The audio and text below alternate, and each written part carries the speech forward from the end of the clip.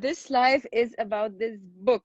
Raghda Mu'taz and Philip I'm Paulsen. Philip Yes. Paulsen. Philip is the supervisor of Absolute Egypt project and the Raghda author. is the author and the designer. He's the backup and the mentor behind every little move I did throughout this project. Raghda is the driving force and the enthusiast who brought it so far. As just an overview, we just spent 3.5 months on our bachelor, and then we finished it, we presented it, and then we spent 2 years after that refining the final book. This was the final exhibition, and it took place in the GUC. I had the pleasure of having a room for my own. So if you can see here, there was like posters, and we can see like typography on the wall. Everything is connected with one line. This was a philosophy in the identity. How did you come up with this idea?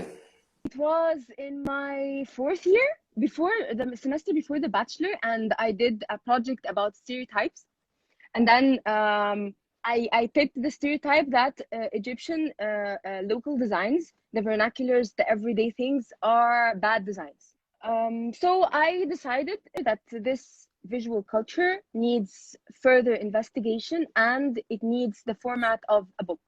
I want to make a project that investigates how people live through graphic design in Egypt. As an instructor, you get afraid if you're confronted with such a project. It can be endless, huh? Let's dig into the book. This is the first spread. And the first chapter. It has, the first punch when you go into the street. I see a lot of patterns, textures, symbols, colors. Textures, for example, to make sense of what are the most common textures in the street. Exactly like this here, the symbol of pharmacies in Egypt. So you can find people using them in such gray areas that you don't know. Is it an illustration? Is it an icon? I remember when I came here 2015 or something, they used it for the election posters. Yeah. Huh? The word Allah or Muhammad. Islam is not a religion that encourages this pictorial depiction. Therefore, they needed just an iconographic like typography, like the Allah on top. So we can see here that we are redefining some things. Nothing is as black and white as we thought it is. This is about the graffiti especially in Tahrir and in downtown. They thrived during the revolution. Seeing the correlation of the Egyptian pharaonic culture everywhere. And we can see here, especially in the metro, how a lot of illustrations are actually pharaonic. One of my favorites is the one on the left with the naked pharaonic woman. I mean, we are a conservative country, but we are okay with that attire. On the contrary, we can see on the right, the middle photo with the girls marching like this in Kulayt al-Banat station. But they are wearing the attire until here. They are wearing long sleeve shirts. Only their hairs is showing and their neck. And you can understand the perception of people viewing their women and women viewing themselves here and before. And they are okay with both. These things are not mentioned in the book. You need to really think of the organization of the photographs, because we didn't just put them randomly. And this is the strength of a publication, when you do it objectively enough that you don't interfere with the thought process, but engage people enough that they have their own. The next chapter is designed in public places. These were, the essence of the field research. The designs we find in the public places, like the signs. There is an entire section only on typography. We have such rich number of typographic and lettering pieces. It is an application on its own in Egypt, on buildings, on schools, on as an advertising mean. The canvas is the environment. We try to also bring about the iconic designs of the food court. The food court in 2 places, in Europe and in Egypt. In Moise Street, the food court is a bit out of place in Europe, whereas in Egypt it looks just blended.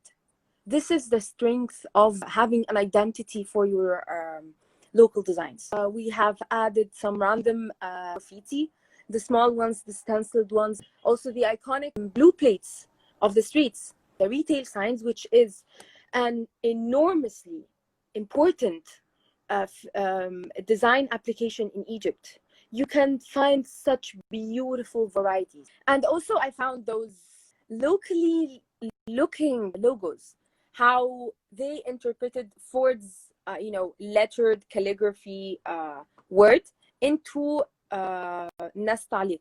Also, of course, we need to present the iconic grocery price tags, because they are one of the funniest applications ever. The random babies on the tags, and it's usually not even your baby. They just love babies. Street structures.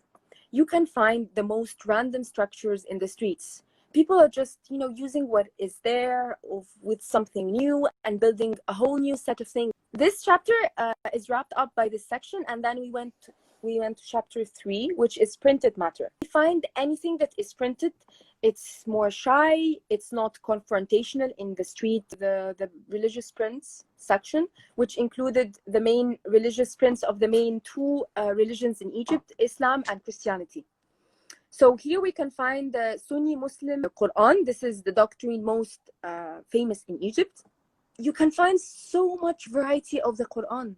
It is actually open for redesigning as long as it respects the words inside. And also it has the Bible and Christian books in general.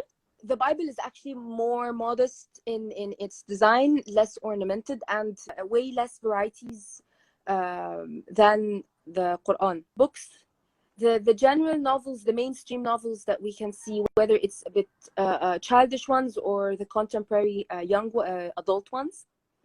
We can see also newspapers, money. We can see the bills we have in Egypt. We can see also the stamps and their background. The whole journey was to get you from the general sense of the patterns and then going into the streets with the designs in public places, the public designs, and then ending with more calm and more organized printed matter. And this is the last spread in our book. Funny story about this is the rooftop of my house. And I went there and I took a lot of shots, and I wanted it to symbolize that after you finish this, you're there. You are on the top. You have this overview on designs, on us, on people living. It felt like a very friendly goodbye for the book.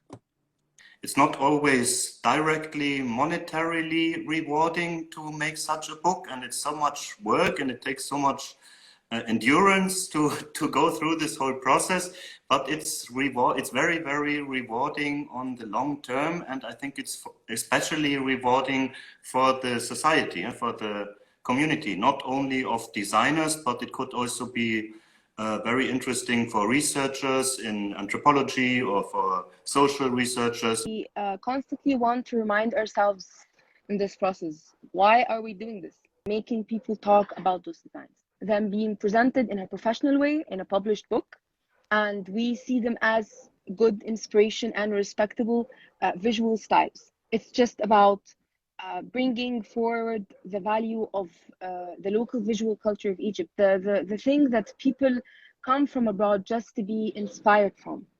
We had a lot of struggles also. I always wanted to organize it more, or to... If I imagine this book would be completely Egyptian, it wouldn't really be organized.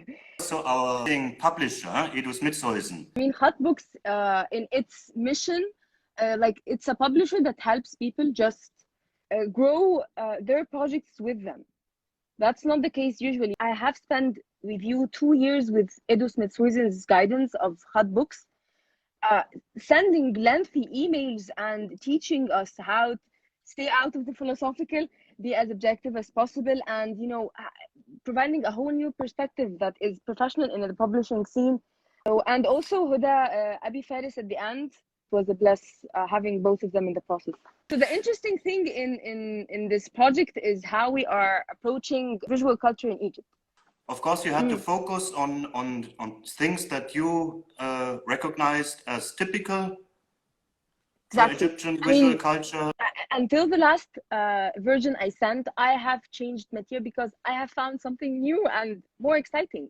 I'm completely proud of this book. You want to say anything at the end? Closing statements? Yes. Thank you all for listening. I hope you find a bit of inspiration. Thank you so much for having us. Thank you. Thank you.